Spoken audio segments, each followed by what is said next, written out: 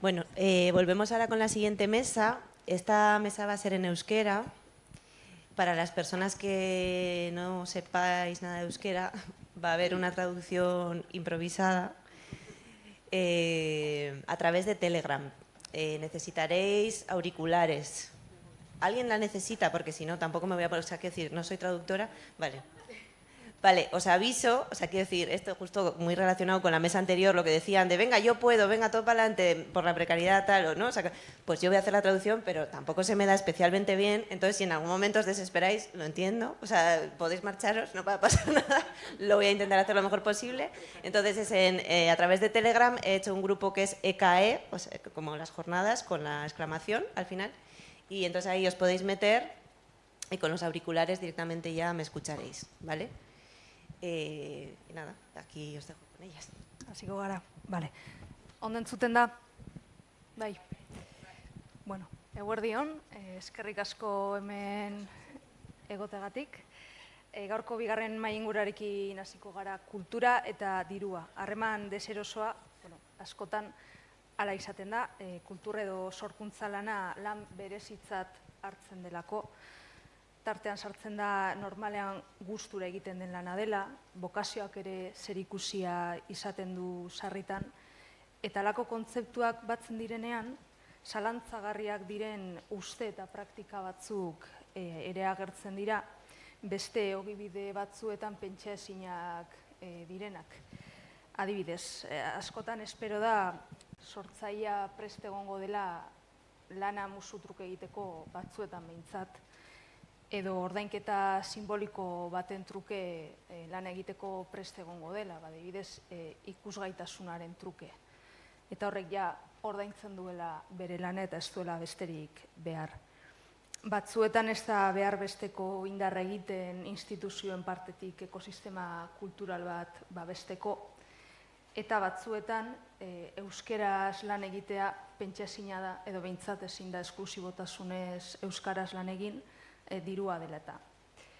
Beraz, bai, diruak baldintzatu egiten du kultura eta dirua eskutik doaz.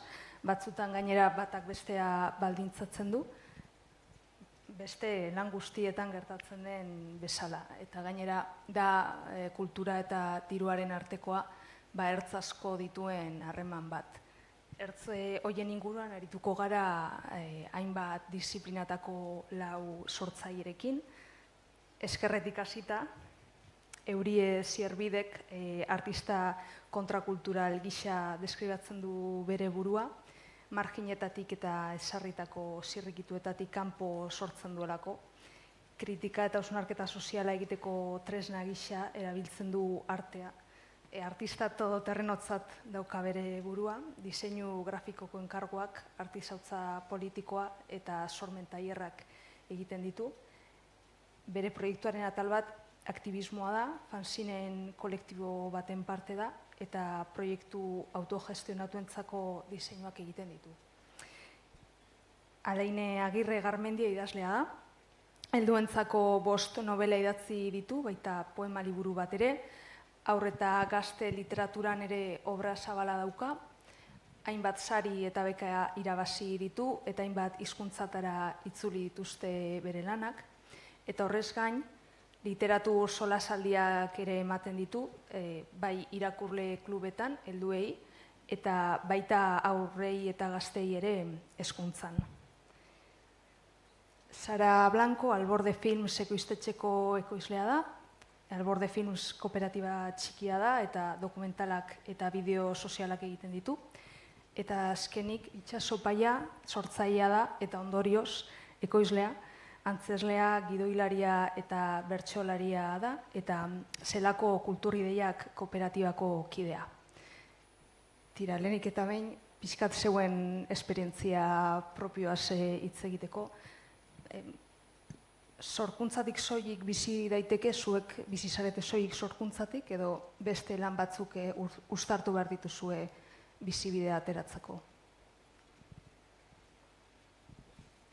Bueno, nire kasuan, deskribapenean Amaiak eskatu zigun zelan aurkeztu zuen burua, eta sortzaile ondorioz ekoizle, bizitzak eraman nau ikasketa horretara, sortzaile izan nahi izan dut betidanik, hainbat esparrutan, eta horretarako, lehen aipatzen zen aurreko mai inguruan bebai, aipatzen zuen baten batek, me cansé de estar esperando y hice lo mío, nik bebai ulertu nuen behar bada beranduegi, baina ulertu nuen norberak bere plazak, bere gidoiak, bere aukerak ere eraiki ditzakeela, nolabait ez igual parametro batzutan imaginatu dituzunak behar bada nerabe zaro erromantiko batean, baina bai beste neurri batzuetan, eta horregatik sortzaile bezala, pixkate diruarekin lotzen hasteko nire lehenengo esperientzia Alain Agirrerekin konpartitu nuen literatur lehiaketa bat izan zen, eta guk ipuinak eta prosa eta poesia idazten genituen, eta saria izaten zen 10 eguneko bidaia bat, 20 saridunekin, Europan zehar, hotel honetan, museotara bidai. 20 friki? 20 friki, 20 euskal friki, eta gero aparte, 250 euro ere ematen zizkiguten viajean gastatzeko, ezta? Sari simbolikoa, kasu horretan, hortik abiatu ginen, edo hortik abiatu nintzen ni, eta gero batez ere bertsolaritzaren munduan hasi nintzen plazak egiten, eta horiek debaldekoak izaten ziren. Hortik aurrera ja, bertsolaritza irakasle bezala aritu nintzen, ondoren kulturgintzan lanean, eta bi esparru hauek ezagutu ondoren, ikasi nuen eta erabaki nuen nire bide propioa sortu nahi nuela, nahi kakotx batzuen artean mugitzen zen zeo zertara mugatu eta beste bide bat sortu. Eta horregatik sortzaile, beraz, ekoizle. Ez dut imaginatzen sortzen bakarrik bizirauterik, are gutxiago, euskaraz. Bai, nire antzera gertatzen zait, ezta? Nik uste nire betiko, ametsa kontzeptuatze gustatzen, baina betianik nahi izan dudala idazle izan, hori bete nuen, eta gerora uste dut bigarren ametsa zala hortik bizitzea, baina bagenekien ezinezkoa zala, ezta? Eta erdizka edo, tika ipini dio eta ametsa horri, kontua da orain datozela matize importanteak, ezta? Enaiz bizi berez idaztetik, bai literaturatik. Liburuak, eta gero nahi baduzue sakondu dezakegu honetan, liburuen salmentak eta bar, baina liburu eta ez da libururik erosten gaur egun, beraz ez dugu hortik ia ezer irabazten. Orduan nire kasuan egiten dudana da, literaturaren inguruan edo ipuinetik bizi, Yolanda Arrietak esaten zuen bezala, hombre, del cuento sí que vivo, ze, hori, Amaiak kontatu dizuen bezala, gazteekin, umeekin, aritzen naiz, nire liburuen inguruko hitzaldiak ematen, hori, a priori, teorikoki, gero nire liburua izaten da, ume horiek, ofizialki irakurtzaletasuna sustatzera joaten naiz, baina extraofizialki saiatzen naiz adoktrinamendua praktikatzen, ume horiek desordenatzen, zoratzen, eta barrezta. Eta gero helduekin egoten naiz irakurle taldetan, beste batzuen liburuen inguruan beti, eta, hori, literatur formazioa esaten dut edo ipintzen dut fakturetan. Baina nik ere ez dakit oso ondo hori da, ez dakit azkenean idazletzatik bizi naizen, argi daukat ezetz, aldi berean, irudi hori ematen dut, baina ezin da, ez da? Orduan, hori ipuinetik edo literaturatik. Eskertzen dut bebai, ze horrek zehozelan mantentzen nau gertu, liburuen gandik, hausnarketaren gandik, ez dakit, ez da? Ni neu ere ikasten nabil, etengabe, beste autore batzuen elkarrizketak irakurtzen, literatur kritikak, saio hauek prestatzen ditudan erako. Orduan, hori eskertzen dut, eta nahiko hurbil dago idazketa prozesutik, baina hala ere, tramparik handiena da, eta orain jabetu naiz ni ere honetaz, oindala gutxi, hasi naizelako profesionalizatzen, esan nahi dut 10-12 urte edo daramatzat liburuak argitaratzen eta lan hau egiten, baina oindala 2 urtera arte ezin nuen autonomo modura kotizazioa hilero ordaindu. Eneukalako nahikoa diru sarrerarik honetatik, ez da? Eta oin badaukadanean, konturatu naiz, trampa zein da, ez daukadala ez da ere, denbora eta buru espazio eta energia askorik idazteko. Orduan, bueno. Ni ikusentzunezko arloan aritzen naiz, eta bizi alda sorkuntzatik, orain esan dezaket, Alborde Films ekoiztetzeko kidea naizenetik baietz, baina ni arlo honetan hasi nintzenean, langile moduan hasi nintzen, eta, klaro, hori zen, orain dela pilo urte, ez zeuden gaur egungo hainbeste proiektuak, hainbeste grabaketak hemen ikusten direnak, orduan, agian lan egiten nuen 6 aste, filmaketa batean, serie, pelikula batean, eta gero, klaro, ez nekien noiz bueltatuko zinaten berriro deitzen lan egiteko, orduan agian 3 hilabetez egoten nintzen, beste arlo batean aritzen, beste lan eginez. Eta horrezegatik gertatu zen pizkat, beraiek kontatu dutena, eta zen, eske gure espazioa behar dugu, eguneroko lana aurrera ateratzeko eta egunero lana izateko. Eta hori pizkat. Nik sentitzen dut autonoma izatera bultzatu nindutela. Como, no te queda otra, amiga. Musikariei enkarguak egiten hasi nintzen, eta, klaro, eurak faktura behar dute, orduan zer egite duzu. Eta gaur egun proiektu hau da nagusiki egiten dudana, baina autonomoen kuota igotzait hilabete honetan, por cierto, orduan beste lanen bilan abil baita, porque, es lo que toca. Eta ze arlotan, agian arte eskoletan, monitore bezala, azkenean, klaro, niri gustatuko litzateke enkarguetatik bizitza, baina horregatik egite ditut hainbeste gauza. Ez delako nahikoa. Bestelako kultur zerbitzu horiek, igual kultur zerbitzutza dezakegunak egiteak edo bermatzen du, ez? Kulturatik bizi izatea sorkuntzak berak baino gehiago. Horrez gain, bada kultura nolabaiteko beharra duena, beken beharra, diru laguntzen beharra,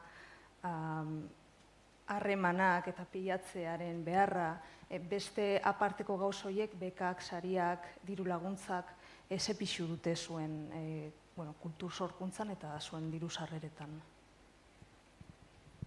Niri gustatuko litzateke zer diru laguntza diren jakiteak.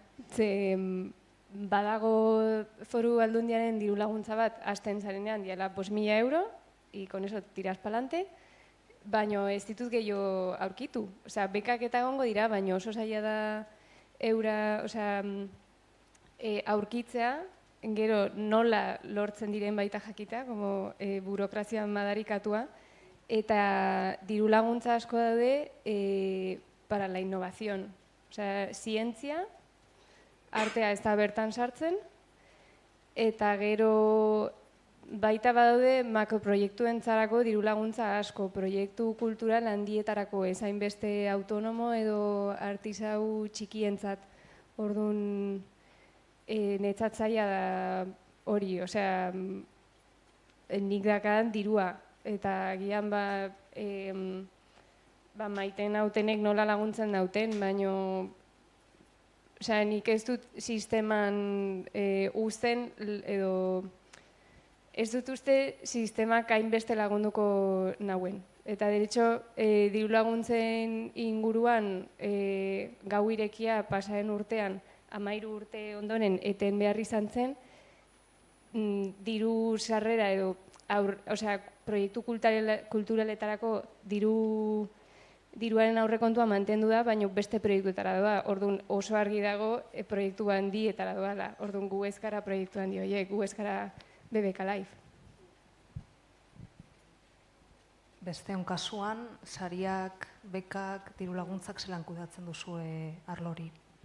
Bai, literaturaren arloan badaude beka batzuk, proiektua idatzi aurretik azalpen bat bialtzen duzu eta ematen baizute, gero denbora dukazu hori gauzatzeko, diru horri esker, beste batzuk sariak a posteriori dira, ezta? Idatzita gero, bialtzen duzu lehiaketa batera, zure lan apur bat monetizatzen alegintzeko, klaro, oso zaila da, sari bat jasotzea, eta orduan, egia da, eta aurreko batean, Lizardi saria eman zidaten aurre eta gazte literaturan, eta galdetu zidatenean, zer suposatzen duen, eta ohoreaz eta prestigioaz hitz egiteaz aparte esanien, sostengu ekonomikoa, ez da, ematen du tabua diruaz hitz egitea, baina beharrezkoa dela. Ze bestela ezin dugu jarraitu sortzen, ez da? Eta nire ez dakit idazlekide batzuek ere, ez dakit sariren bat edo besteren bat jaso izan dudanetan, esan zeaten Jose ona denbora, diru horrek emango dizut denbora gehiago idazteko. Apur bat aurreko mahai inguruan komentatzen egon direna, ez da? Ez horren beste irabazirik, ja burutik kendu egiten dugu irabaziak irabaztea, esaten zutena zen, behintzat, eta idazterakoan hori da gertatzen dana, ez da? Askok idazten dugu, ez hortik bizibidea ateratzeko, bakigulako ezinezkoa dela, orduan idazle gehienek, esan nahi dut, euskal literaturan, Karmele Jaio batek, Katisa Agirre batek, behar bada salduko dute gehien, ez dakite, momentu honetan gutxi gora bera, baina hala ere biek daukate beste lanbide bat. Orduan, sartzen gara trampa batean, ze autoesplotatzen bukatzen dugu, ez da? Nahi dugu lasaitasuna, eta horretarako fakturak ordaintzea albidatuko digun lanbide bat, eta aparte, gure oporretan, gauetan, ez da? Karmele Jaiok esaten zean, gauero ordu bete ateratzen bazuen, ezin izaten zalagon inspirazioari txaroten, eta ez, tiki-tiki pini behar zala idazten, minutu bakoitza zan presiatu, ez da? Baina zelako presioa. Eta hor orduan, esplotatzen bukatzen dugu geure burua. Baina, beste lanbide barik ere, kulturatik edo bizi nahi dugunean ere, sare sozialetan implikatu behar garelako, bestelako enkarguetan formazioa ematen gaizki, normalean gaizki gaurkoa ez, eskerrik asko, baina normalean gaizki ordaindutako lanak egiten, eta horre ere, bi bideetan dago, esan nahi dut, esplotazioa, bide bakoitzak dauka zerbait ona, eta beste zer txarra, eta hori. Eta sariek eta bekak eta nik parte hartzen dut askotan, eta nik eta nire idazle kolega guztiek, eta ematen digutena da denbora idazten jarraitu alizateko. Ikusentzunezkoan egia da diru laguntzak ezinbestekoa direla, proiektuak aurrera ateratzeko ezinezkoa izango zen dena finantzaketa pribatuarekin lortu, baina, klaro, hemen gertatzen da, gu dokumentala egiten dugu, orduan dokumentala saltzea, fikzioa saltzea, baino asko zailagoa da, eta ez da errentagarria egiten dugu, gure barnean dagoelako, baina ez dakit. Antena 3eko filmaketa bat ez dakit norekin, eta pilo-milioi aterako duela. Orduan, klaro, egia da diru laguntza publikoak lortzeko gero eta kompetentzia gehiago dago, ze gero eta ekoizpen gehiago etortzen ari dira Euskal Herrira.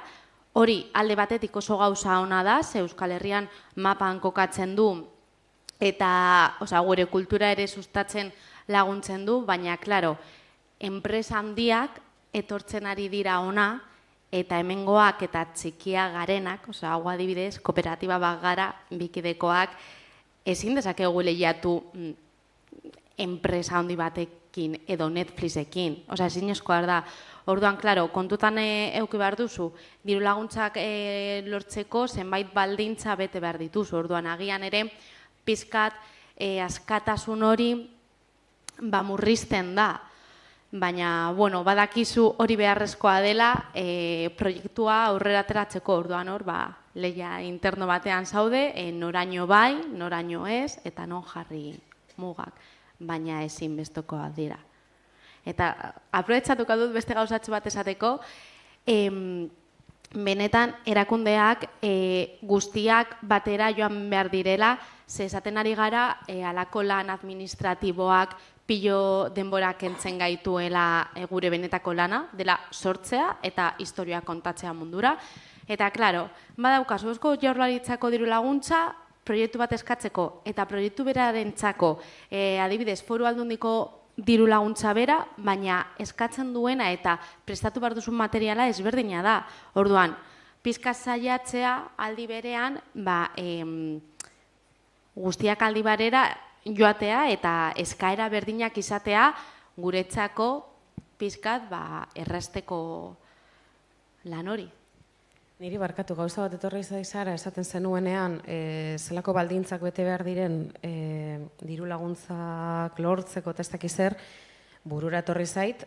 Azken aldian, diru laguntza batzuk atera ziren antza denez euskaraz berez euskara sortutakoa edo sustatzeko edo ikusentzunezkoen arloan eta zer da eta azkenean nortzuk aprobetxatu dira diru laguntza horietaz, Espainiako serie pelikula batzuk, sartu dituzte Euskal Herriko pare bat aktore, esaldi bat euskaraz, grabatu dute Bilbon edo Donostin, Iruña edo ez dakidon, gehiagizkatzea da,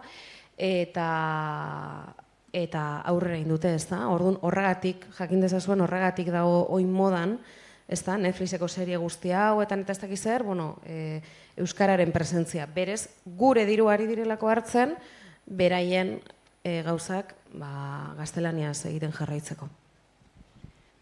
Aipatzeko, desagertuta seriean protagonista adibidez, serie hori gazteleraz eta euskaraz grabatu zen aldi berean horren arira eta protagonistak berak aitortu du euskaraz etzekiela, ez? Orduan, hor ikusten dabe zerk daukan garrantzia non, eta diru laguntzei buruz eta lehen aipatu dut sortzailea ondorioz ekoizlea, orduan alde batetik sortzaile bezala, lehen aipatu dut eskolartekoan batez ere sari asko eukitzen nituen eskura, eta hortik atera nituen sos batzuk, nera bezaroko begirale izatearekin batera, bizitza hori aurrera eramateko, ez? Behin eskolartekoa amaitzen denean kulturalki behintzat desertu bat dago, eta da, orain bizitza errealera nator, lan bat bilatu behar dut. Eta nik hor egia da guazen telesailean aukera izan nuen aktore izateko, eta horri esker jakin nuen behar bada akaso posible izango zela euskaraz lan egitea eta aktore bezala. Berehala kendu zitzaidan ideia hori burutik, por supuesto, are gehiago telebistan eta ez. Baina bai zabaldu zitzaidala ideia hori buruan. Behar bada egin daiteke zeo zer.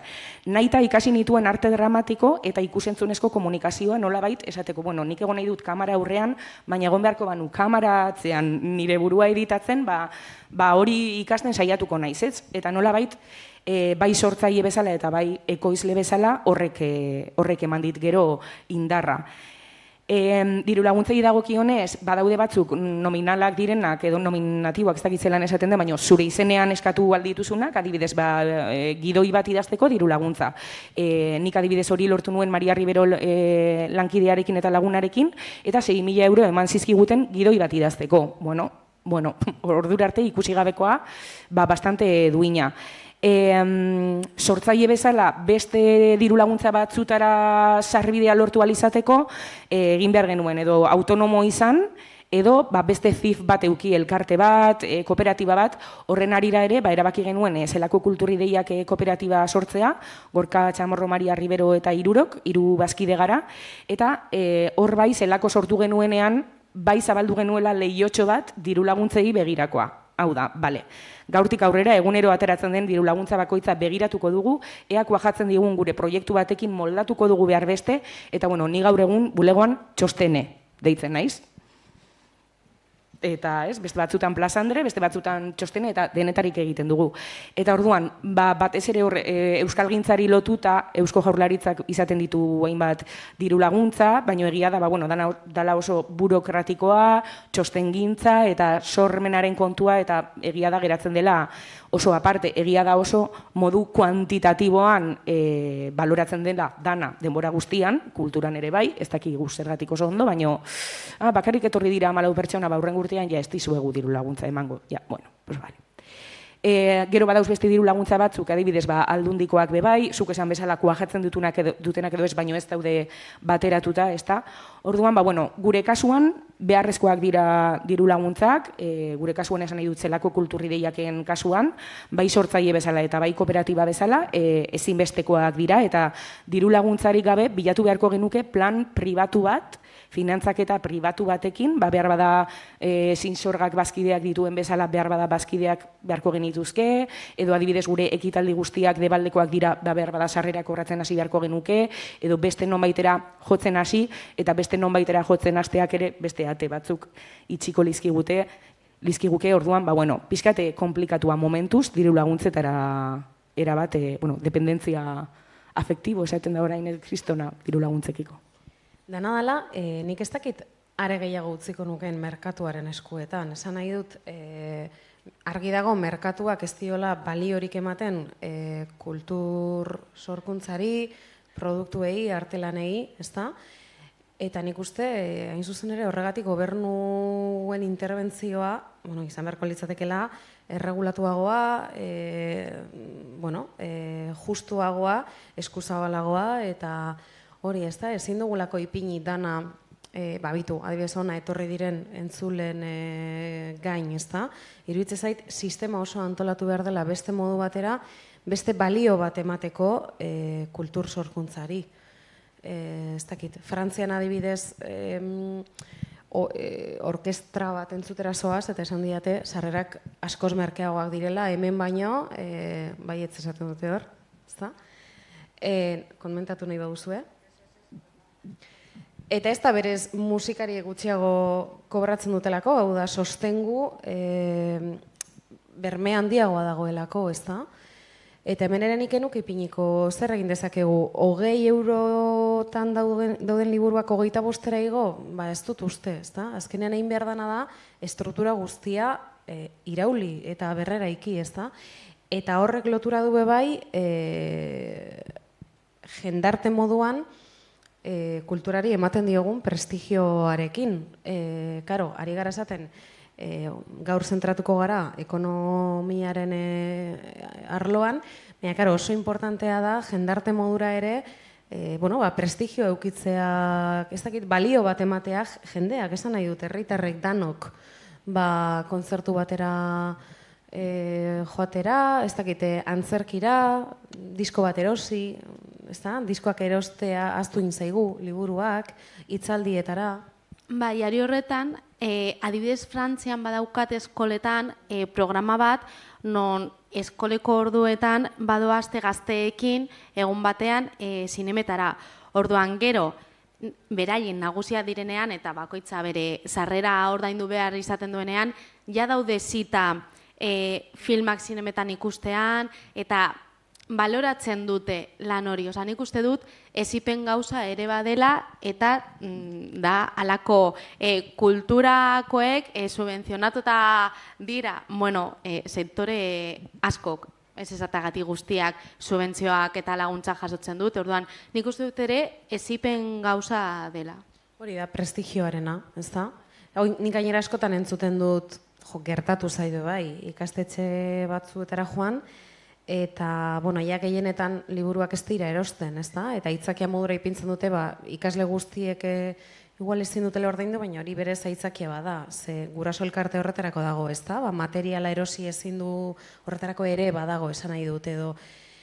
Baina da, irakasleek ere transmititzen dute, ez erosi liburu, edo liburua irakurtzen diete ozenki klasean, eta dana ez erosteagatik. Eta aldi berean inoiz baino zapata pare gehien dauzkagu, mobilak inok ez du planteatzen mugikorra, hori, ez dakit, gure garaian zorokeria bazan 100 euro gastatzea 13 urteko ume batek mugikorra eukitzeko, ez da? Gaur egun guztiz normalizatuta dago. Hau da, dirua beste gauza batzuetan gastatzen da, ez da gutxiago konsumitzen, zoritxarrez gehiago ari gara konsumitzen. Kontua da zer, liburuetan gastatzeak galdu du prestigioa.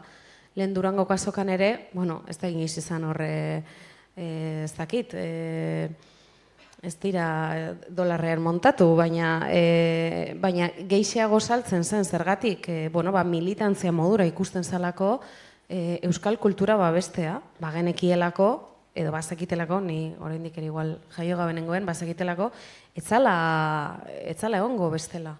Orduan, nik uste dela hori prestigio sozial kontua eta prestigioa apurka-apurka eraikitzen da, ezta? Baina horretarako instituzioak inplikatu behar dira, ekonomikoki batez ere, baina ez ekonomikoki bakarrik.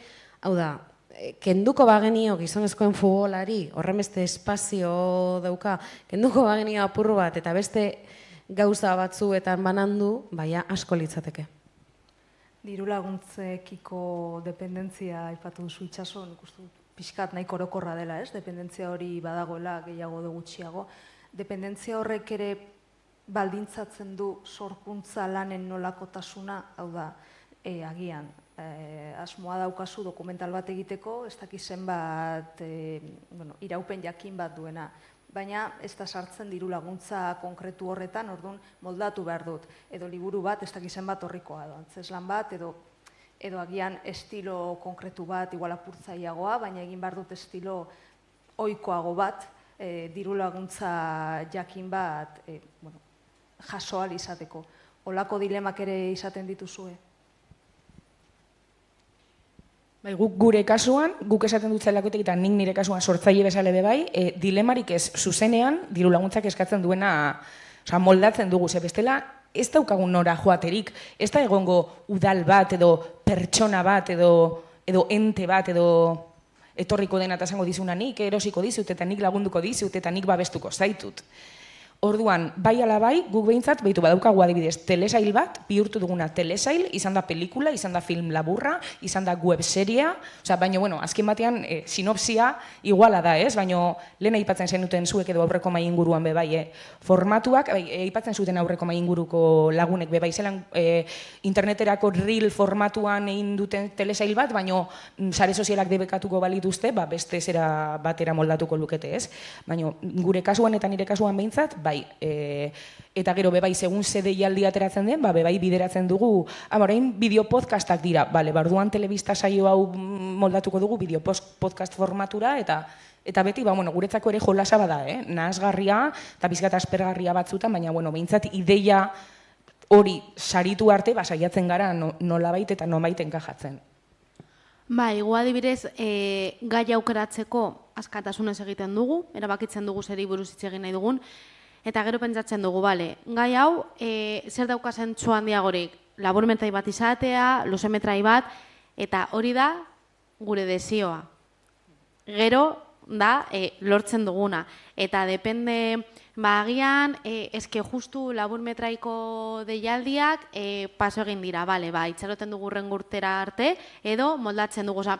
Hor da pizkat, puzzlea eta estrategia, nondik lortu aldezakegun dirua, proiektu hau aurrera ateratzeko. Hemendik lortzen badugu, hau esan nahi du, 50 minut iraun behar duela. Edo hau esan nahi du, ez daki non grabatu behar dela. Ez da bakarrik luzera.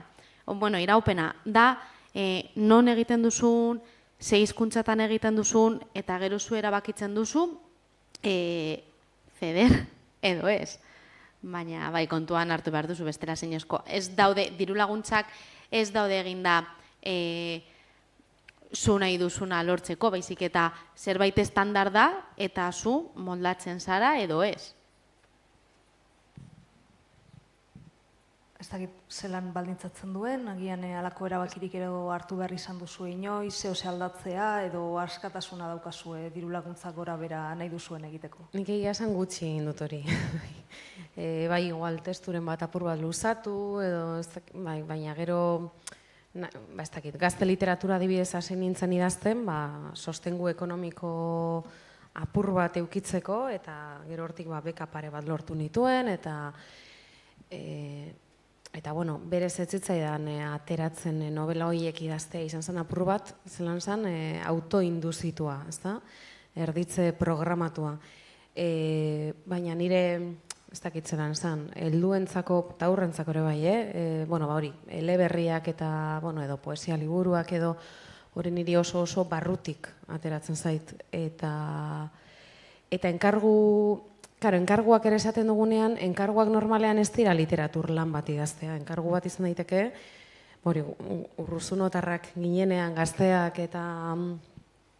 ez orain bezain zinikoak eta Arkaitzkanorekin, idazle handiarekin lortu genuen zerbeza pare bat hartzea, gaixoa esplotatu genuen, 4-5 ordu zeuki genuen tabernan, ja esan zegoen arte, bai.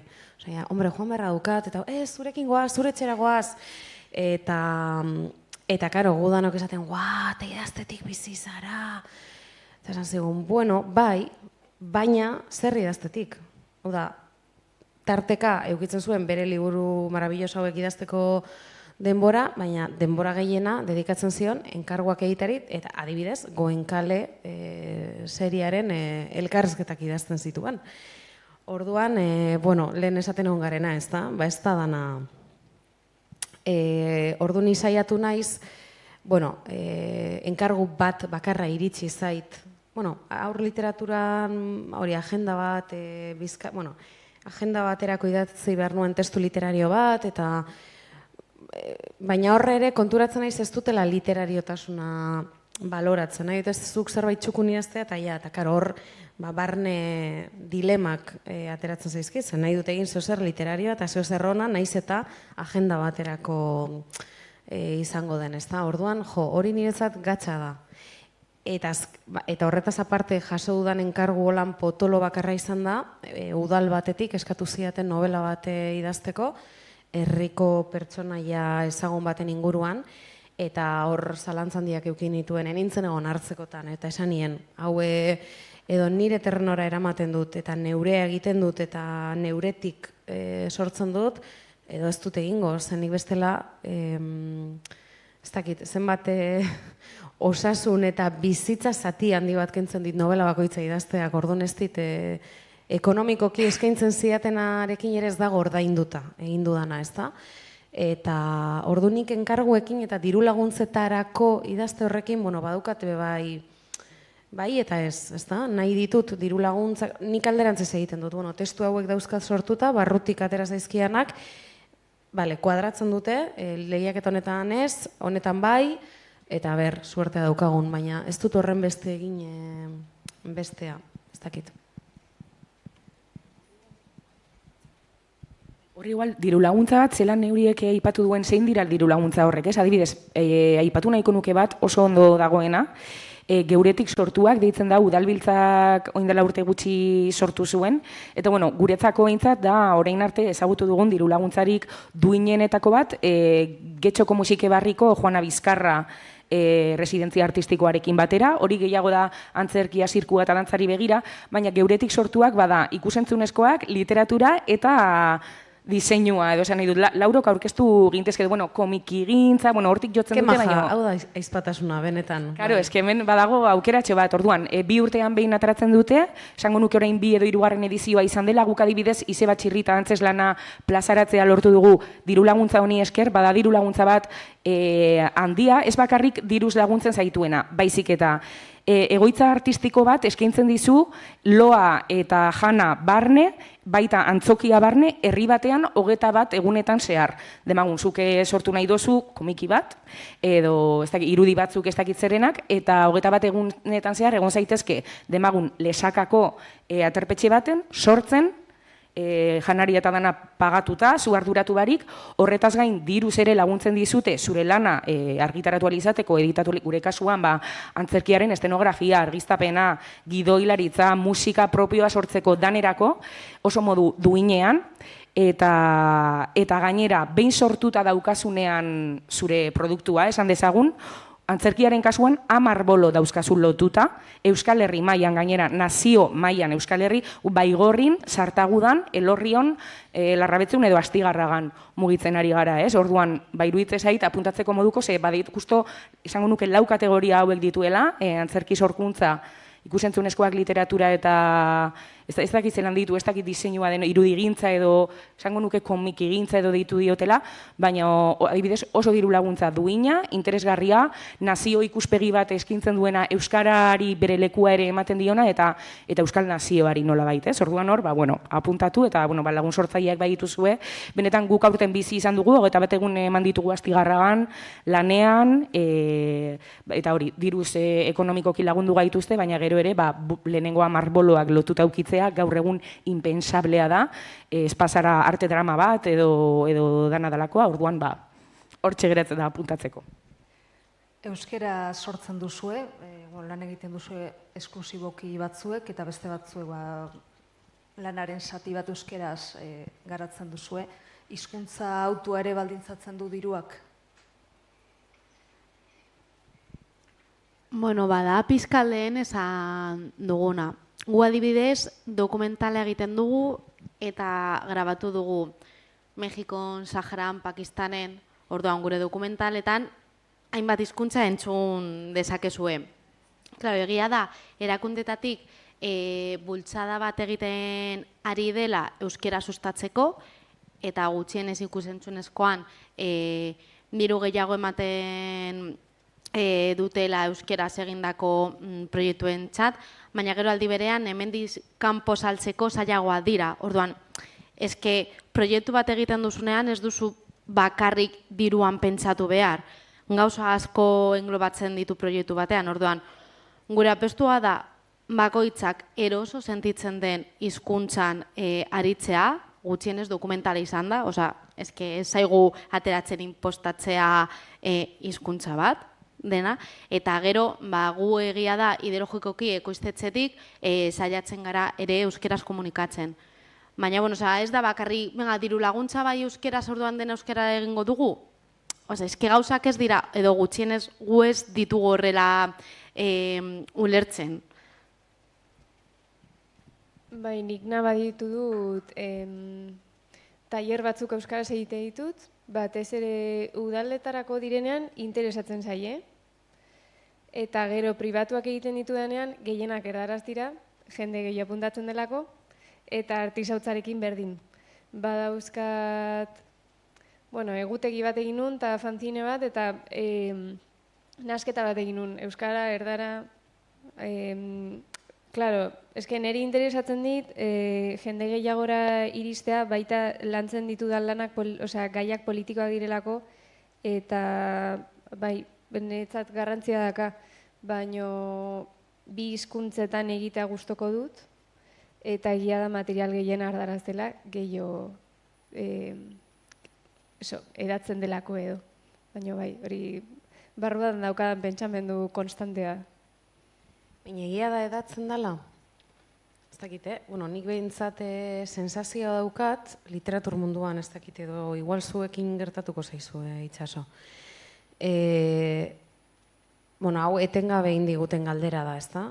Gainera, esan nahi dut, momentu honetan ekonomikoki ari gara aztertzen, galdera hau hortik arlo horretatik ari gara egiten, baina nik ez dut idazten, bizitza osoa umetatik idazten dut, eta euskaraz idatzi dut, hau da ez dut errentagarritasunean pentsatu orain arte, edo orain dela gutxi arte, ez da?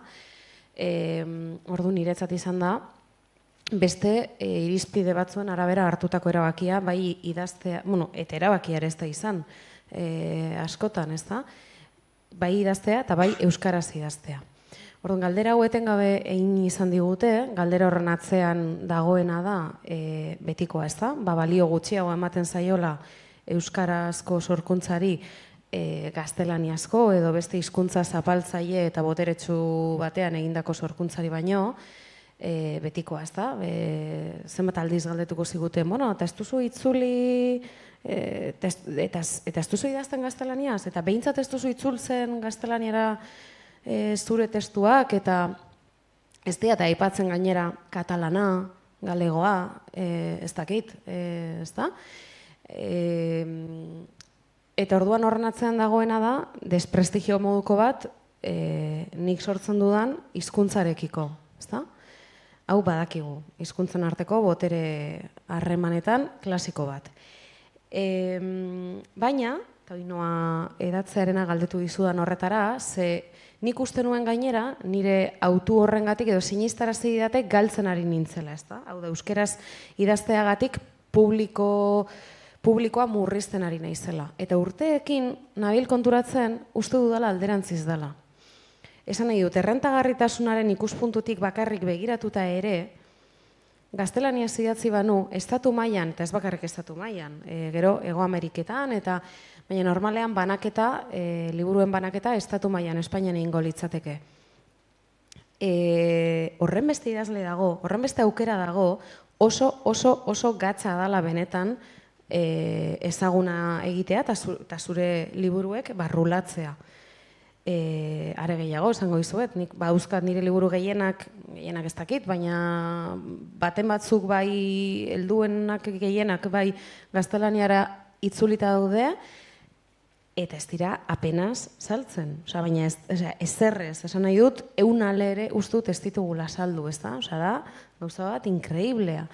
Eta denborarekin konturatu naiz, pasadu dala bizitza osoa, pentsatzen, galtzen ari nintzela publiko bat, aukerak, ikusgarritasuna, ez dakit, ez da, movida guzti horiek, baina alderantziz dala. Hemen txikiagoak gara, ez dut esan nahi balio gutxiagokoak, baina bai txikiagoak, eta iruditzen zait ez dakit, iruditzen zait idazle modura errazagoa dala hemen ezagutaraztea zure lana, Espainia batean, baina iruditzen zait ez dakit. Eta aurreko mahai inguruan, batek aktorea zanak esan du, klaro, askotan iruditzen zaigu Madrilera eta Bartzelonara eta joan behar garela gauzak egiteran dagoelako movida, eta nik badauzkat oso gertukoa dan jendea, Madrilera joan dana, arte dramatikoa ikastera ez dakizar, aldiz, hemen aukera pila bat euki ditu, ez da? Abitu pabellon 6 ze ondo antolatuta dagoen, Ander Lipusen ikastaroak hemen gauza pila bat, nik ikustu dut hemen jendea gauza pila bat ari dala egiten. Antzerkian, mugimendu dinamismo handia dago, eta iruditzen gainera kalidade handiko antzerkia daukagula Euskal Herrian, ez da?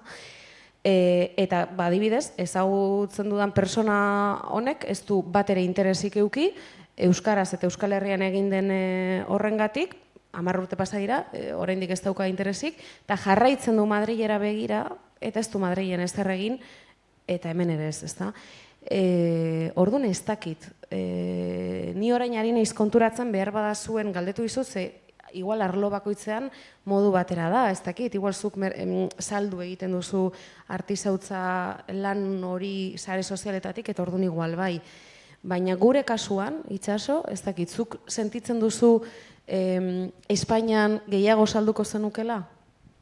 Igual ez ginen iritsiko holtzara ere. Gehiago ez, beste sortzaile bat izango nitzateke, beste mota bat, eta beste auskalo non eta zelan, ez? Nik egia da Euskaraz egitearen autuak hasi etxetik, nahiz eta gurasoak erdaldunak izan, etxetik sartu ziguten Euskaraz zaintzearekiko zera hori, eta nik bai txikitatik Euskaraz sortu izan dut, nahiz eta gero izpilu aurrean, Britney Spears eta honek denak eta Sonia eta Selena eta horretan denetan ibili, baina txikitatik Euskaraz, eta gero niretzako bai bereziki gainera da, hori lehen aipatu dut glotofeminismoaren begirada ez, zelan Euskal Herrian oso errotuta daukagun feminismoa eta eskerrak, pentsatzen dut glotofeminismoak beharko lukela indar gehiago, ez? Dala, hizkuntza eta generoa alderatzea, hau da, espainola gizonezkoa da, eta euskara emakumezkoa da argi eta garbi.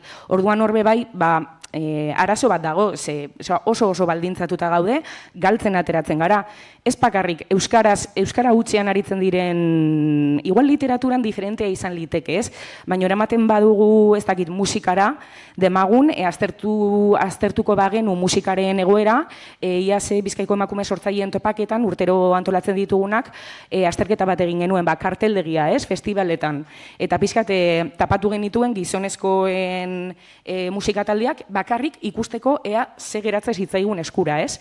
Eta, nahiko terriblea eta lamentablea zen ja, programazioetatik hasita, horrek zer ikusi aukiko lukela, lehen aipatu dugun egiturarekin, arauekin, baina bai, glotofeminismoaren begirada hori, nik behintzat sentitzen dut beti, aparte gaudela, ja ez da bakarrik aparte gipuzkoarrak ez garelako, aparte behar bada heteronormatibo ekiz modukoak ez garelako, aparte bebai euskaraz egiten dugulako. Eta gainera euskaraz, segun non egiten dozun, ni superra euskalduna naiz edo nire ikastolan, sopelan handerdeunan deitzen dinduten euskaltzaindia, baina gero ni, astigarra gara noa, eta zu euskalduna zara, ikasi duzu, 16 urterekin euskaraz ez. Orduan, beti da Bilbokoa izateko nahiko ondo hitz egiten duzu. Horixe da, Algortakoa da bertsolaria, pero bueno, ¿quién era tu abuelo? Ez?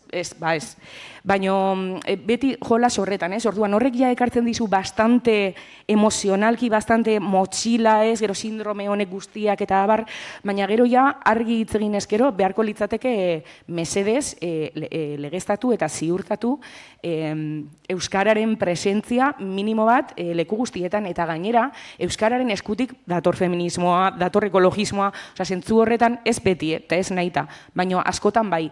Orduan hor nik pixkat aldarrikatzen dut hori, glotofeminismoaren begirada hori, ez dakitez, gero adibidez arratsaldean, Ola Salvador egongo da, esango nuke elkarrizketa eta kontzertua daukala, eta ni oso fana naiz, pila bat maite ditut gure sortzaileak, baina badut sentsazioa adibidez, Ola Salvador askotan egon dela Bilbon, ez? Eta adibidez, Maria Rivero, musikaria dena orain dela 20 urtetik, euskara hutsean sortzen duena Balmasedatik aurrera doana, ez? Ez dut ikusi Bilbon kantuan edo ez dakit plazatan kantuan aspaldi, ez? Orduan nahiko nuke bai olako begirada hori eta euskarari eta euskaraz sortzen duen emakume horri auspoa ematea aizpatasunetik, ze azkenean hau Laura Penagosek ere esaten zuen best topaketetan, nire lanak kudeatzeko moduan nire lagunak dira, lehen ere aipatu dute, sarea gu gara, eta hor, diru laguntzena berrartzeko pizkatxo bat, bai, Eva Guerrero dantzariaren aipu bat ekarri nahiko nuke, berak esaten zuen diru laguntzen arira, EAen behintzat Euskadin, ja ez dugu eskatuko Euskal Herri maila, baina EAen behintzat ez dago egitura bat, non antzesle bat, edo dantzari bat, edo zein artista, interprete bezala aritu daiteken, hori, enkarguak egiten, edo ez dago, ez diote dituko euri erita esan behitu, nahi dugu gure lantaldean egotea, daukagu konpainia nazional bat, egite ditugu hainbat lan, eta edo dantzaria zara, konpainia nazional bat daukagu, nahi dugu zuk bertan lan egitea dantzari bezala. Hori ez daukagu, ez da existitzen. Orduan, klaro, gertatzen da, bakoitzak sortu behar du bere txiringitoa. Bakoitzak sortu behar du bere txiringitoa, sortu alduena euskeraz eta gazteleraz. Aldi berean egiten badozu, gazteleraz programatuko zaituzte lehenengo gehien bat. Orduan sortu duzu bitara, baina, orduan, bueno, hor usteko bebai aletxoa. Nik hor nahi nuen aipatu gauza, lehen entorrezi burura Sarak esan duenean gauza bat, eta gero zuka itxaso antzeko zer esan duzu. Klaro, ja nahikoa dela, emakumea izatea, dokumentala ere alternatiboa edo alternatibotzat hartzen diren gaien inguruan egitea. Hau da, zenbat bazter akumulatuko ditugu, geure buruari errazago ipintzeko edo, igual gaztelaniaz egin genezakela. Hori berori entzunion komentatzen Lara Izagirre zinema zuzendariari, bere lehenengo lana, Un otoño en Berlin, okerrezpan agolen. Bai, Sin Berlin, bai. Eta lehenengoa, bigarna, ez dakit, nik uste hasierakoa izan zala, lehenengoa. Karo, berak uste zuela, emakumea izateagatik, hasi berria, ja nahiko zailtasun dauzkat, ez diot beste bat ipiniko nire buruari, eta benga, ez dut euskeraz egingo, baizik eta gaztelaniaz. Bitua, pelikula hori, hemen Euskal Herrian etzan aipatu, etzan mugitu. Aldiz, pasazan euskaraz egitera, ez dut esan nahi hori bakarrik izan denik, aldaketa eragin duen aldagaia, baina gero egin du Nora, zen gehiago? Bueno, bai, hori da, baina Nora adibidez, pila bat zabaldu zen, eta hemen ezaguna bihurtu zen Lara Izagirre, Nora pelikulagatik, euskaraz egin zuenagatik, eta ez lehenagotik gaztelaniaz eta inkluso estatu mailako aktoreza edo izan zen, andrasko aktore batengatik, ez da? Esan nahi dut, askotan,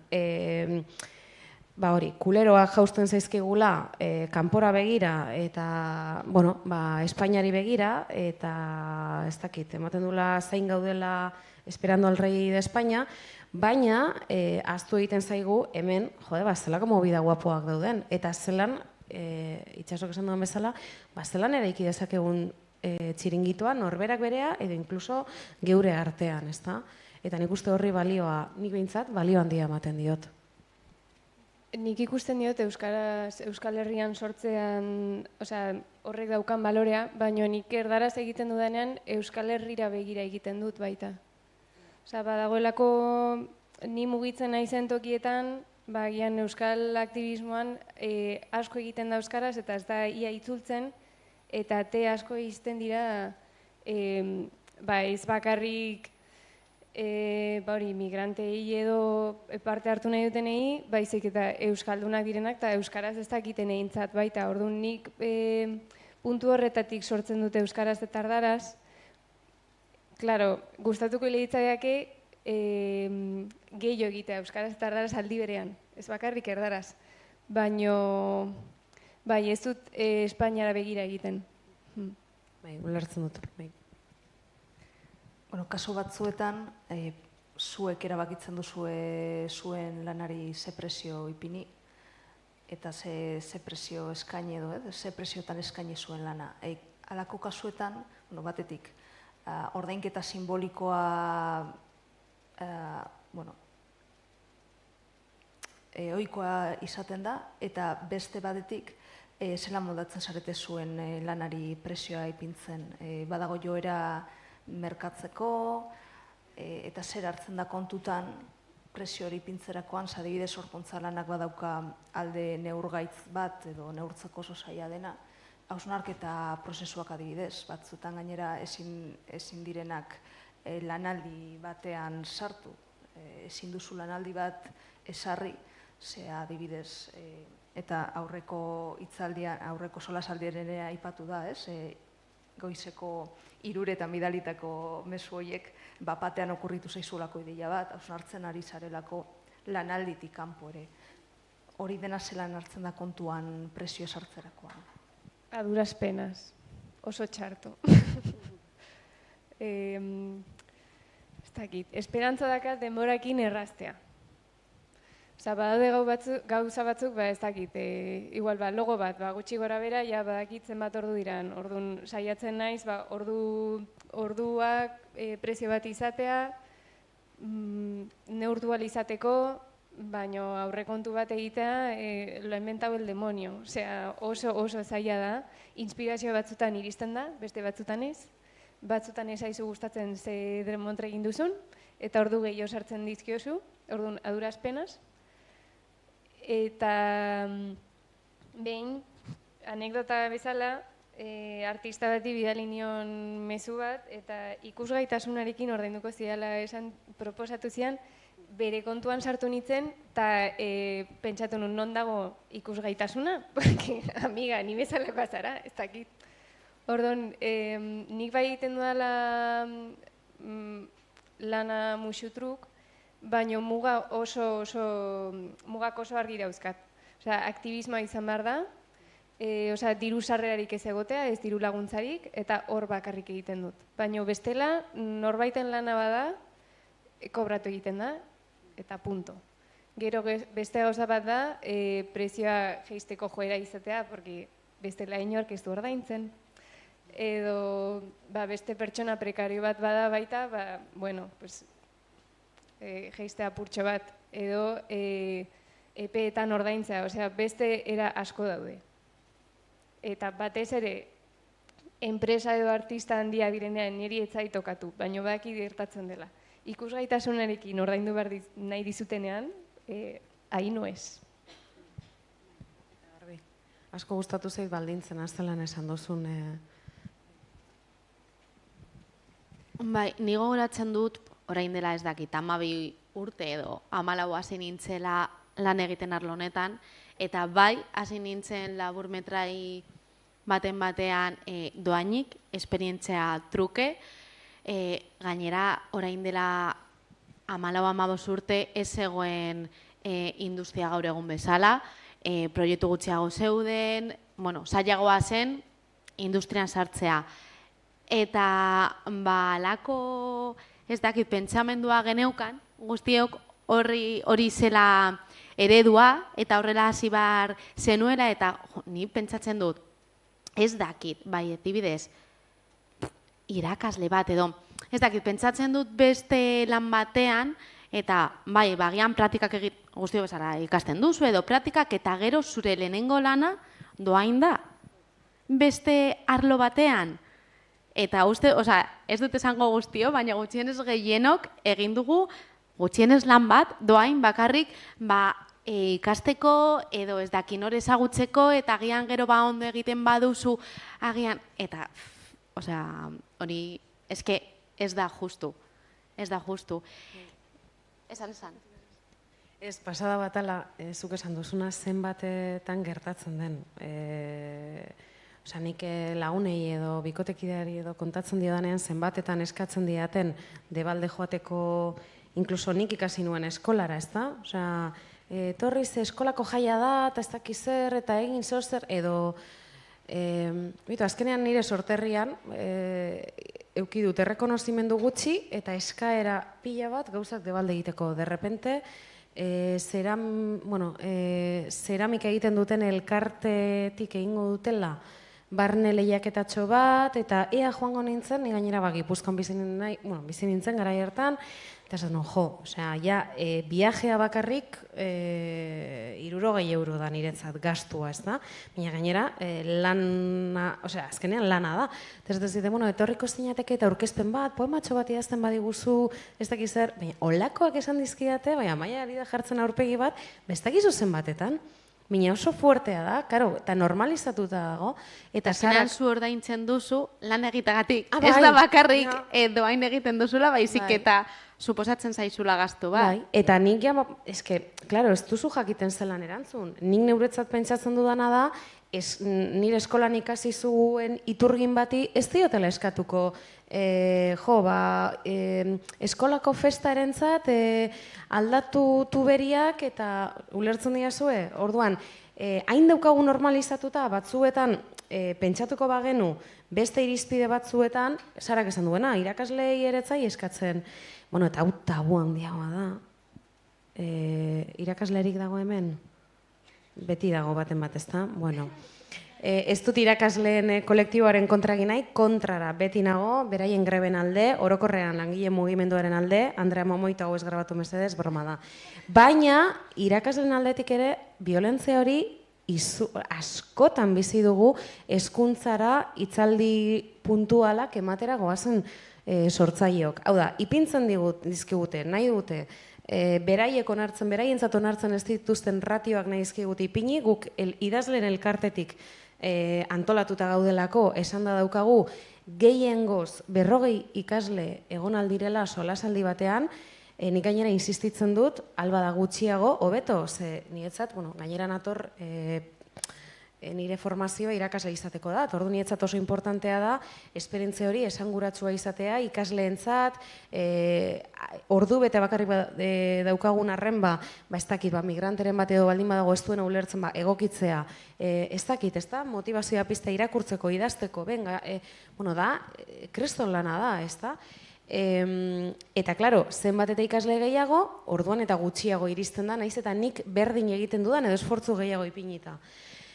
Eta ez dakizu ezen batetan, ez ja bakarrik 40 ikasleren muga hori asko da guretzat, baina hala ere, berez, 20koa izan beharko litzateke, edo erraza, irakasle batek daukan ikastaldea ipintzea guri. Ez bakarrik ja 40ra igo diegula, baizik eta bronkak eukitzen ditugula askotan, 50 edo 60 edo 80 direlako.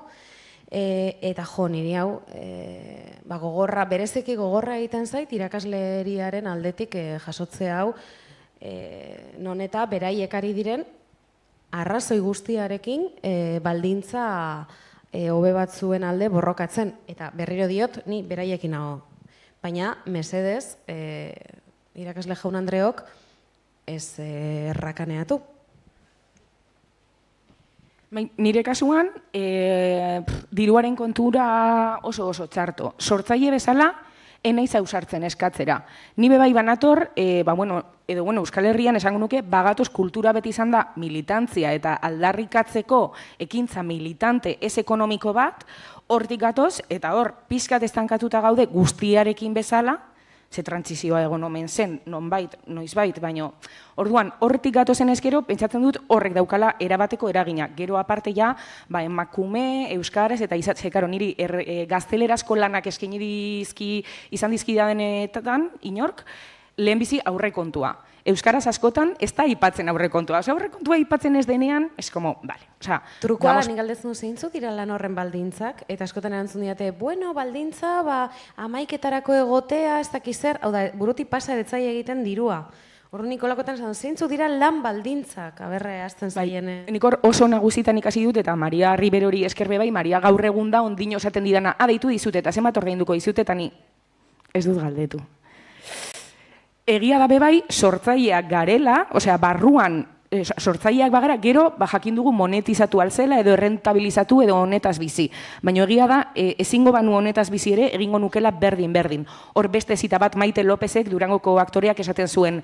Behar bada sortzetik eskara bizi, baina gauden horretan, sortzaile gara gure esparrutan, ez? Egon algara jantoki baten lanean tomatea mosten, baina ziur aski modu sortzaile baten hori beste kontu bat da. Orduan berdin egingo genuke, ez? Baina dirua eskatzearen hori sortzaile bezala nik beti eraman dut oso txarto, eta eskerrak berriz ere aizpei, bueno, nire nebari bebai Xabirik kasu honetan bebai izan dela, bat diru kontuarekin asko lagundu diadan pertsona bat, zelen komentatzen gendun.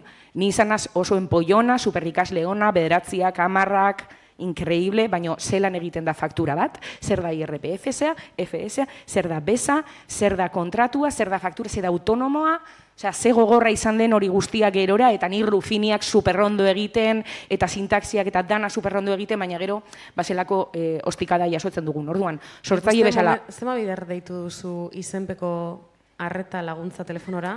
Nik boladatan nire bikotekiderekin, baina harreman intimoago eukidut izenperen eta Ogasuneko...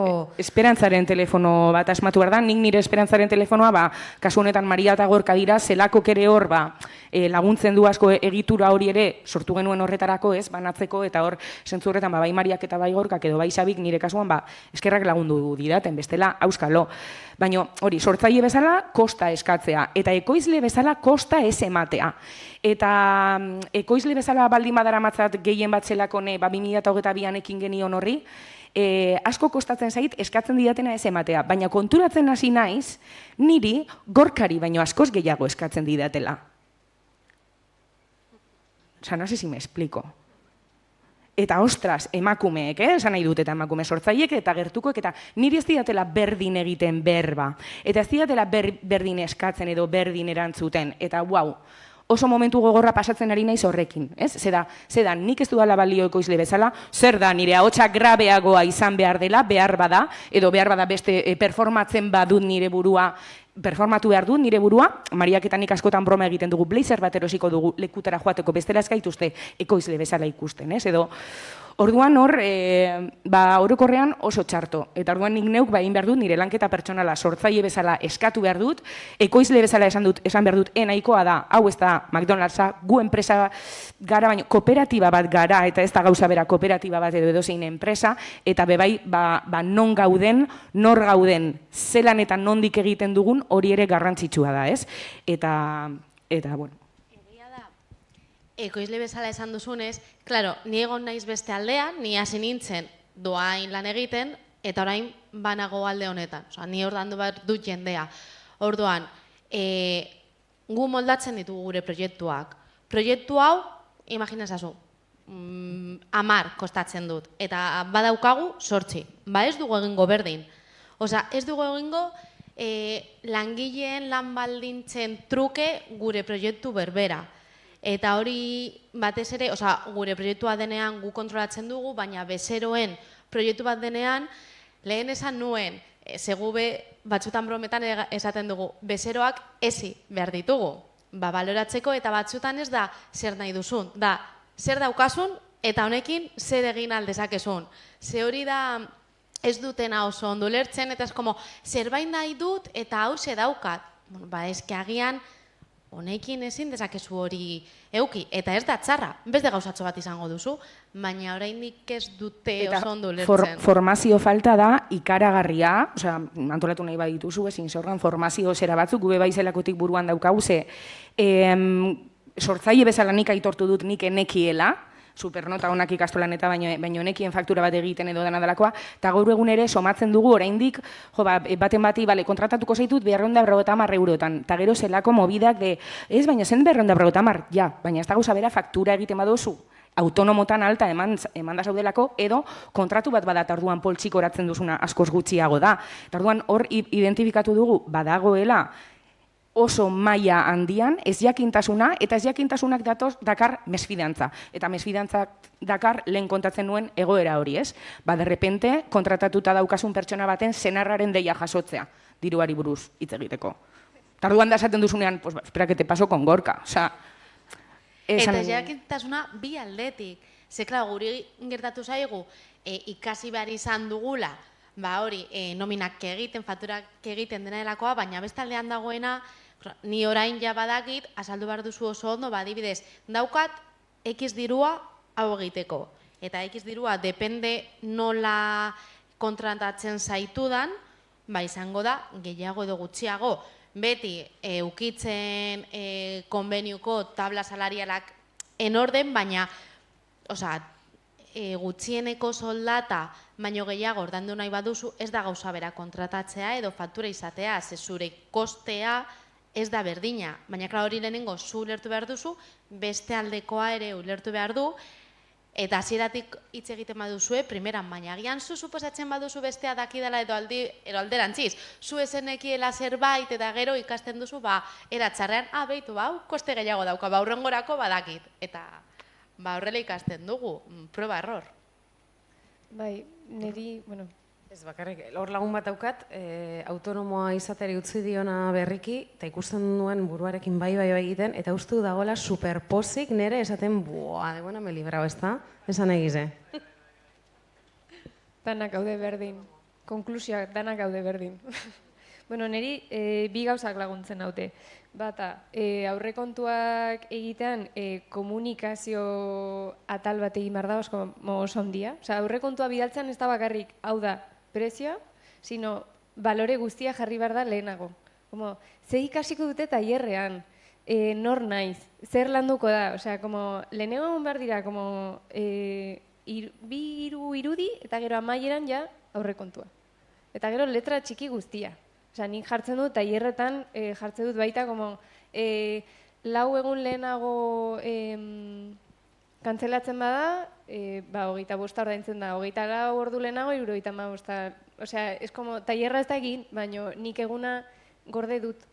Eta gian beste gauza batzuei ezetz esan diet. Eta gero, netzat garrantzitsuena, artisten arteko gardentasuna. Soldatapean lan egiten nuenean, berdina. Era la pesada, galtzen zuena, zein da zure soldata. Kontaidazu, hau ez da sekretu bat. Orduan, nire lagun artistekin baita hitz egiten dut, zenbat kobratze duzu, nola egite duzu zure dosierra edo aurrekontua, saiatzen naiz, dana pasatzen, kontaktuak inkluso. Ez dut uste lagun bati, edo hainbat lagunei, udal baten kontaktua, edo gazteleku baten kontaktua pasatzagatik, nik eman alituen tailer guztiak ez ditut emango, sakabo, undian la miseria, hori ez da gertuko. Orduan, niri baita gauza asko atara zaizkit beste artistekin hitz egitagatik, eure kontaktua pasatzagatik, eta batez ere gure prozesuen eta aurrekontuen gardentasuna, horretaz hitz egitea gardentasunakin. Bai, sarean lan egitea, dela azken finean, eta ez gara kompetentzia, eskutik ere joan dezakegu. Eta aurrekontuarena, egia da ez garela ohituta diruz hitz egiten. Esaldi batean, esalde batean, ez bestean. Ez gaude ohituta, ez dakit non dagoen arazoa, edo ez dakit zergaitik egiten dugun. Baina egia da adibidez, sormenari prezio bat jartzea. Zer da sormena? Sormena da, pilo gauza dira, da, bizi dituzun gertakizunak, irakurtzen duzuna, ikusten duzuna, bidaiatzen duzuna, inguratzen zareten jendeaz. Orduan, ezinezkoa da jartzea prezio bat horri, eta gero, euri esan duen bezala, agian egun batean, ordu batean egiten duzu izugarrizko ideia, eta beste egunean, que no hay manera. Eta zer, ez diozu kobratu. 8 ordu egon naizelako, que sí que no. Orduan, oso zaila da aurrekontu duin bat egitea. Eta gero, conseguirlo. Agian aurrekontu duin bat egin dut, baina gero ez zait atera, ez dut bete, así que, pues ya está. Bueno, denboraz nahiko estu gabiltza, baina galderarik edo badago, norbaitek galderaren bat edo egin nahi badu, bai, hor dago galdera bat.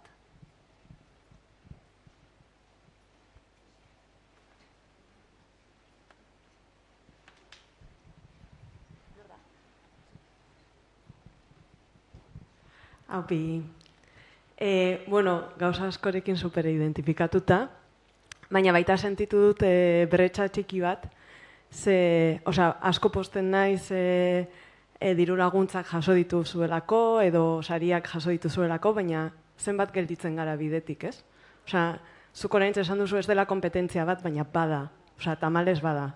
Ez dugu nahi izatea, eurie eta biok gara kolegas de penas, baina bada, ez?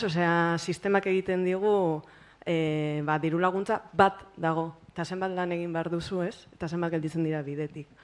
Orduan, ez dakit ikusi duzuen, baina egonda duela gutxi berri bat, beste herrialde batzuetan omen dago artistentzako edo sorkuntzarentzako soldata moduko bat, ez dakit ala oso ondo zelan funtzionatzen duen, horri buruz galdetu nahi nizuen apur bat. Bai, Irlandan, atera da azkena, beste egunan egon nintzen horretaz hitz egiten, badirudi dala como a sorteo, eta bai, hartu dituzte como talde bat, eta zaute, bueno, pues, 130 eta probatzen ari dira, oraingoz ondo atera zaie, sorpresa, dirua daukan jendeak gehiago sortzen du, lasaiago dagoelako, igual. Nik hori gustatzen zait, ¿qué puedo decir? Como volvamos a los mecenas, baina gustatuko lehitzadake guztientzat izatea. Uste dut artistok behar dugula, oso sektore prekarizatua gara, uste dut zala artista bisualen 180 €, baino gutxiago irabazten ditugu urtean. Dramatiko. Orduan, renta hori nik uste dut ondo etorriko litzaigukela, eta gero guztiontzat. Idealista. Nik uste, nik ere pentsatu dut kompetentziarena, nahiko genuke, hain zuzen ere horregatik esaten nun lehen, irauliko bagenu hau dana eta leku gehiago egongo balitz, gehiago rentzat egongo litzateke lekua, ezta? Baina egia kompetentzia dela, behintzat ez dakit zuen arloetan, baina idazleak ere, bi izango dira entzutetsuak urte bat, ez dakizelan esan, ezta?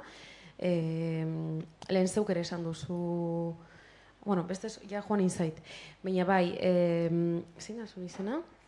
Ziortza. Eta Irlandarena, nik ere ekarri nahi nuen hori, bai Irlandan eta bai Frantzian ari dira probatzen, bi gauza diferente, ezta? Irlandan 2000 artistari emango diote beraien diru sarrerak osatzeko, ez da soldata bat, da ekstra modura 350 € astean.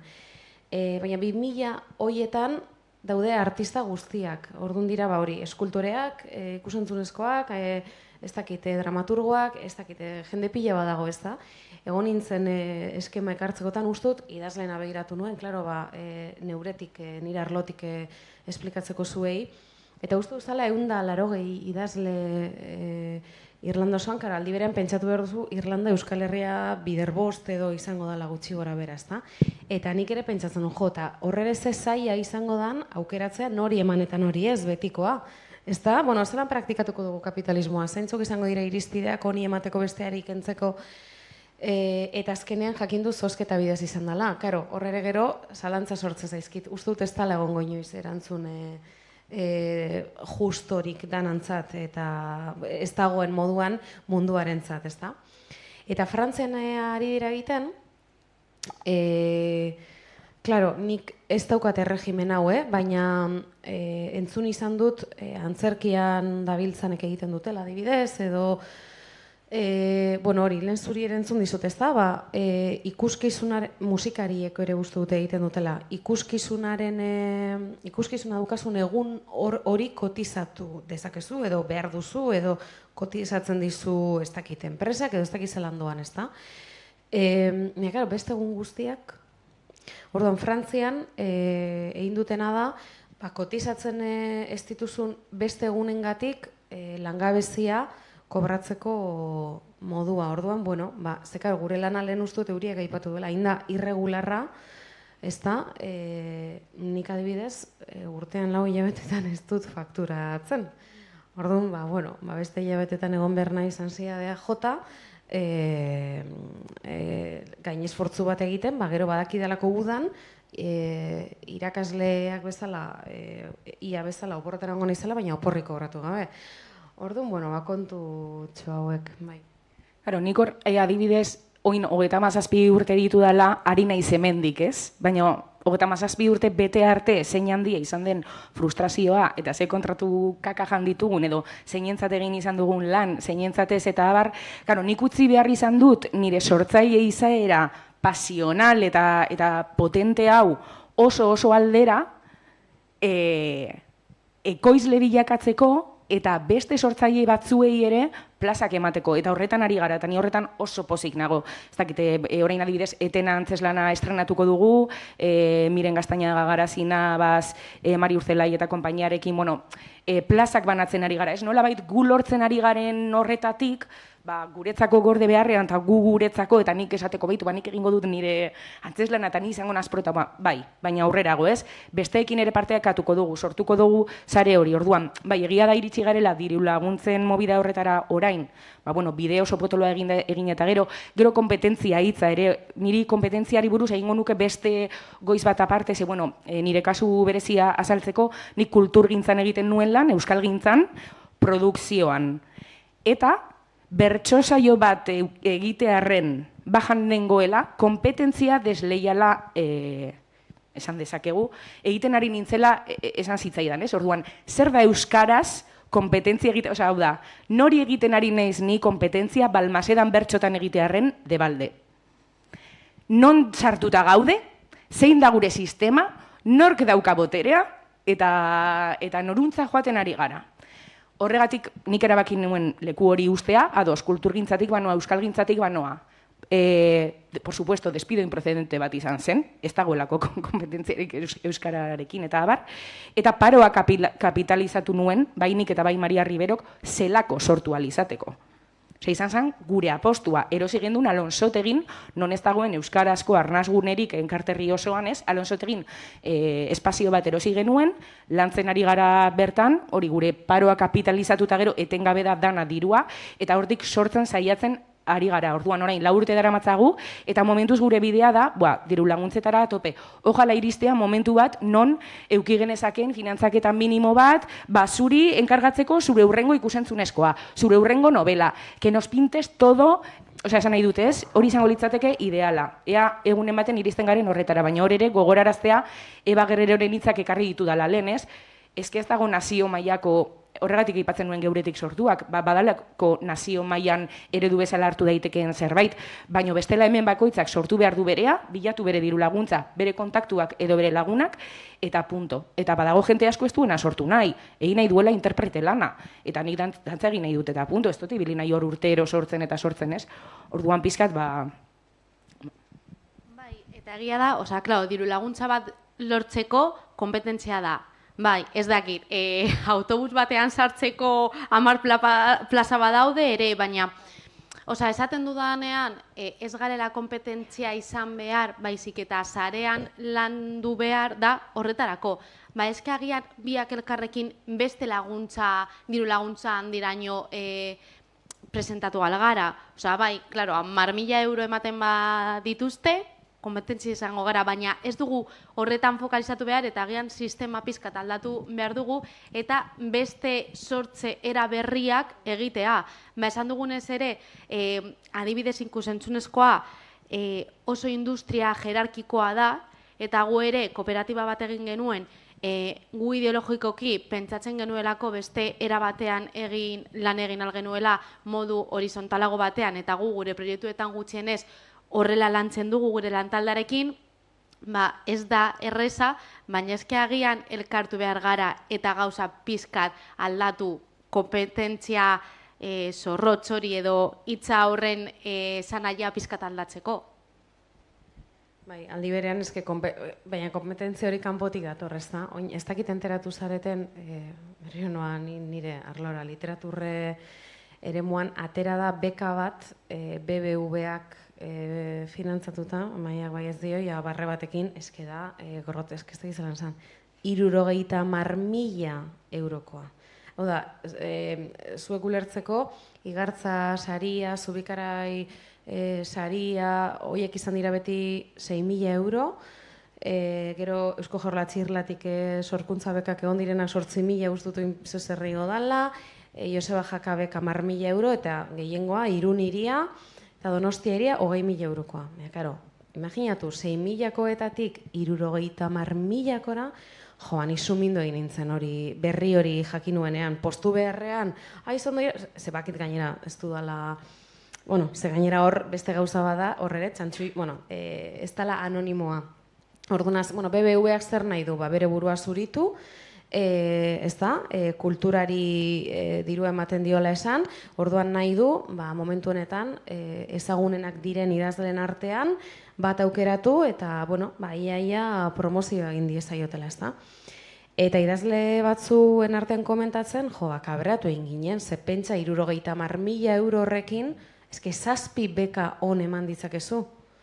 Osea, da hain neurrigabea, hain zoroa, hain ofensiboa eta dana, ez dakizelan esan, ez da?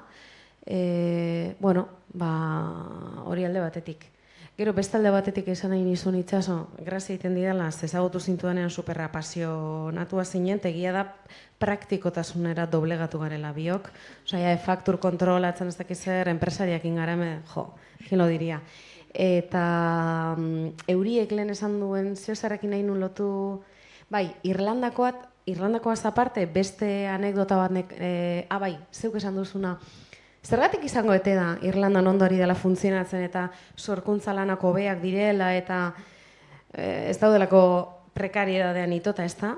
Justu, ez dakit enteratu zareten, parlamentuan, Gasteizko parlamentuan atera kontu hau, kultur legearen bueltan edo, bueno, EH Bilduk proposatu zuen EH Bilduko legebiltzar batek edo komentatu zuen, hori, artisten pobreziari atenditu behar zaiola eta neurriak edo hartu beharko liratekela, eta orduan atera zan EAJ-ko, edo atera zuten, hobeto esan da, EAJ-tik atera zuten txorimaloa izan zen Bingen Garikoitz Mendizabal, txistularia, konservatorioetako katedraduna gainera, irakaslea, ez bakarrik soldata on hori kultur munduan egin du lan, txistulari bezala, baina, konservatorioko soldata eta plaza eta barra eta eduki ditu, eta horretaz aparte uste dut izan dela bebai, batzuetan udaletan edo lehen behintzat herri handietan egotezan txistulari ofizial bat, ez da?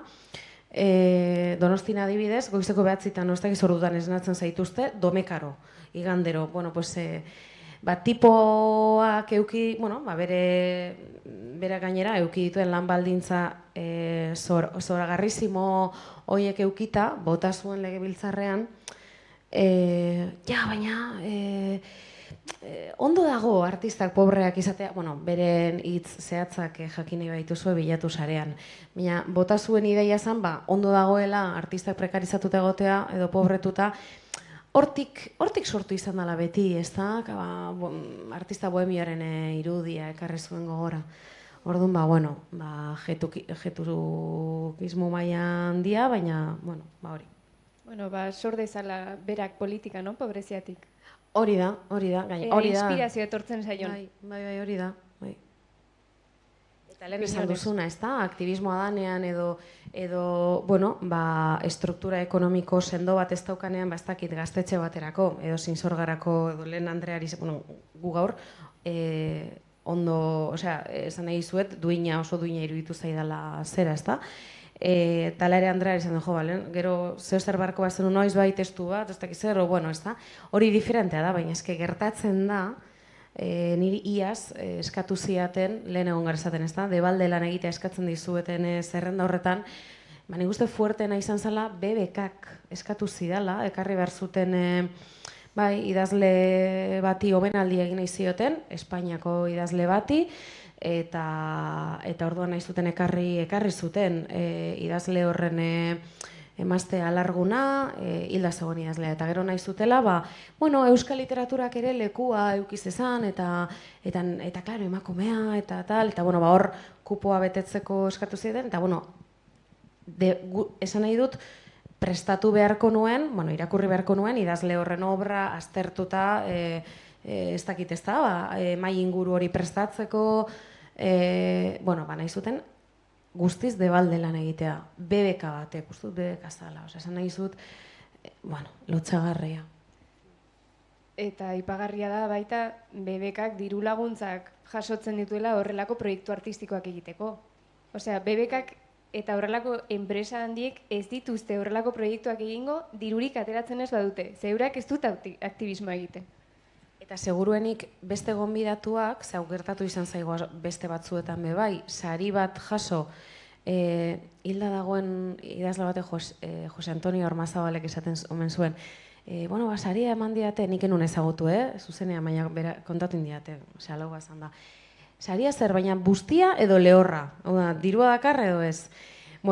Lehorra zan sari horietako bat farolillo de papel jaso genuen idazle batzuk hemen Bilbon eman ziguten, eta geunden euskera ataletik Jon Arretxeta biok, eta, gero, ez dakite, idazle espainol batzuk, ez dutenak gainera sariri jaso, etzan saria, baina zetozen, ez dakit, hor egotera, presentzia ematera, ez da? Hoiei ordaindu zieten, igual gauza gehiagin egel kontatzen.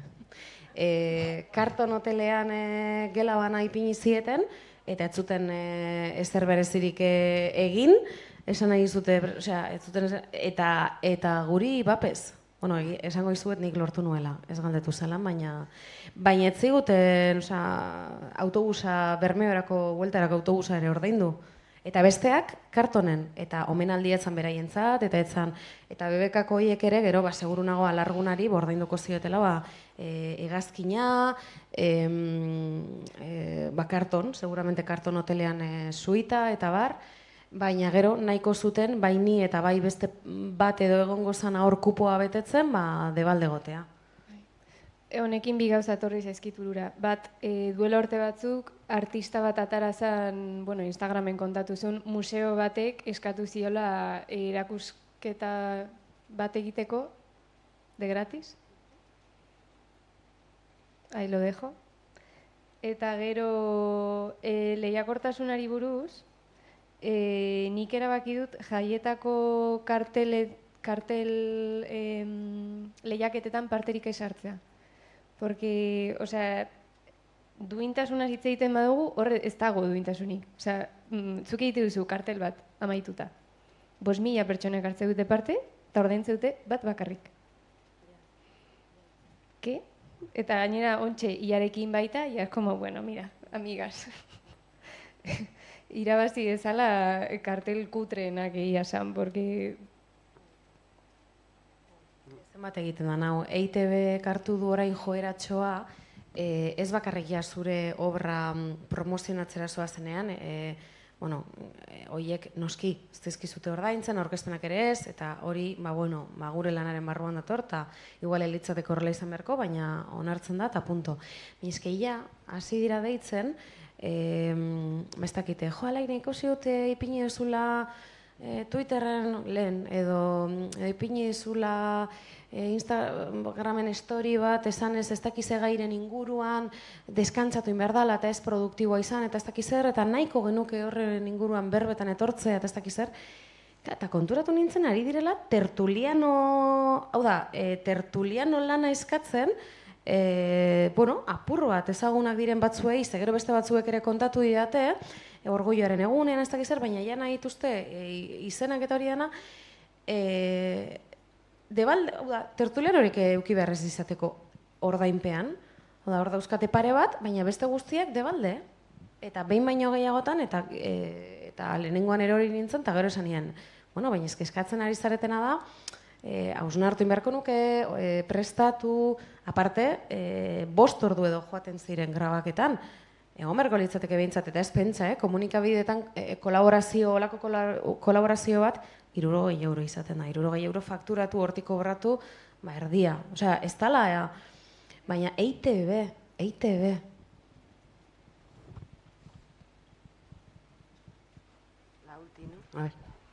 Aserrea. Bai, azkena, bale, azken galdera eta... Bai, bueno, bada ez dakit galdera edo alertatxo bat. Eta, bueno, barkatu nire algortak buskara. Aitona ondarrutarra izan arren, pero bueno. Eskerrik asko. Behar dugu euskara, algortan be bai, eskerrik asko.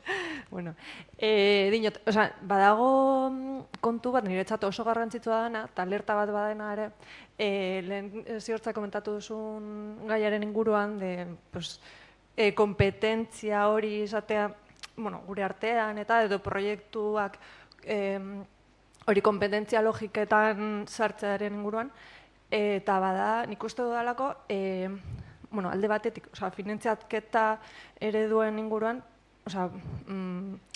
finantziaketa publikoa edo diru laguntzen kontuetan, batu behar garelako, nik uste dut, kompetentzia alde batera utzi, hori gertatzen ari da gizarte mailan, ez? Como entre trabajadoras precarias, ¿qué está pasando? Ikusten dugu, migrantea dela arazoa, ez? Eta ez dugu garuntz begiratzen, eta justo, instituzioek kulturari eman dioten babesa, deriba bat izaten ari duela, privatizazio horuntz. Orduan horretan, nik uste dut oso beharrezkoa dela, osotasun edo batu, antolatu eta baldintza duinagoak eskatu, eta beste gauza asko, kultura ere lanbide bat dela esan eta argi utzi. Eta gero, eskerrik asko oso gauza interesgarriak esan dituzue, ere, ez dakite publikoen inguruan, edo mecenazgoaren inguruan, edo beste gabe batzuetan ere, baina niretzat uste dut oso garrantzitsua dela antolakuntza kulturrean gauden non artean, ez? Ez dakit. Total, eta hain, okurrutu ze goza labur, klaro, ari garela hemen, Irlandakoa marabilloso izango zen, hemen eukitzea ez da, oinarrezko errenta batera iristeko, sortzaiek, baina okurritze zait, igual justuago bat errazena dela, direktamente oinarrezko errenta hori eukitzea mundu guztiak. Eta sortzaiek, barne, ez da? Osea, en fin, mila gauz. Bale, hemen txutziko dugu, eskerrik asko kontatu zuenagatik, oso interesgarri izan da, pilo bat ari mutur geratu dira, baina ezinezkoa da guztiei heltzea. Eskerrik asko zeuei ere zeuen arretagatik.